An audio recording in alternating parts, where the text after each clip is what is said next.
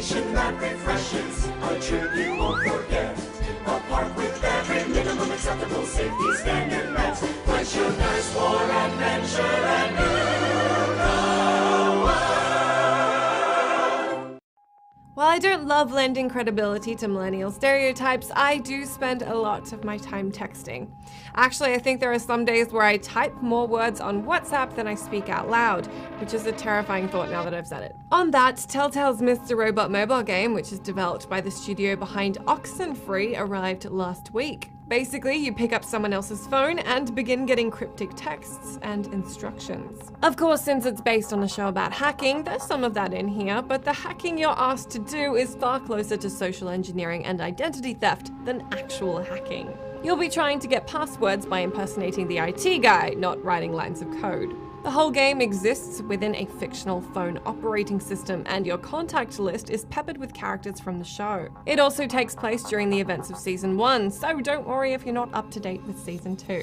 You also really only play this game when you have texts to reply to, which arrive sporadically throughout the day, so it's not like every other game where you engage in it if and when you want to. This isn't the first game that's tried this unusual format. Lifeline is another mobile game that focuses on trading text messages, this time with an astronaut who's crash landed on a creepy alien moon.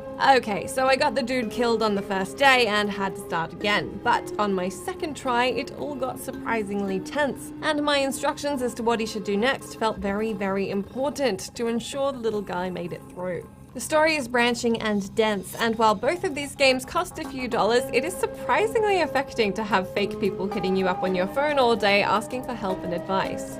The world of Mr. Robot is especially perfect for it. The characters in the game are written so very closely to their television counterparts, with similar speech mannerisms and the respective abrasive and calculated personalities that fit with what you'd expect of Darlene and Elliot. The texts you get in-game read like messages from actual people, complete with melodramatic caps and autocorrect mistakes. And although you can't reply with whatever you want, when you're selecting between reply options, you make typos and delete words as you go. Those little realistic touches make the darker sides of the game, which draw on invasion of privacy, identity theft, and social anarchy, feel all the more immersive. They make receiving texts stressful and deciding on how to engage with the people contacting you more complicated, because you actually start giving a shit. To have a game emulate and hijack a way of communicating that's pretty exclusively reserved for your friends and real people in your real life is confronting.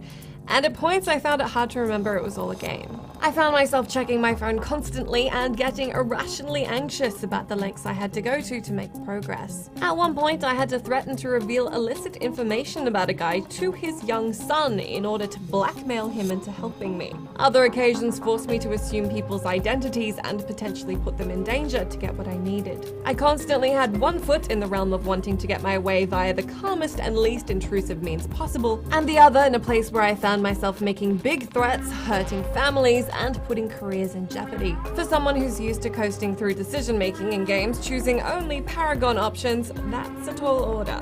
I know what you're thinking. I'm being silly because it's not real, but the writing and text emulation mechanics certainly make it feel real. Sometimes too real. And as uncomfortable and bizarre a feeling that is, it certainly makes it worth forking over a few dollars for the experience.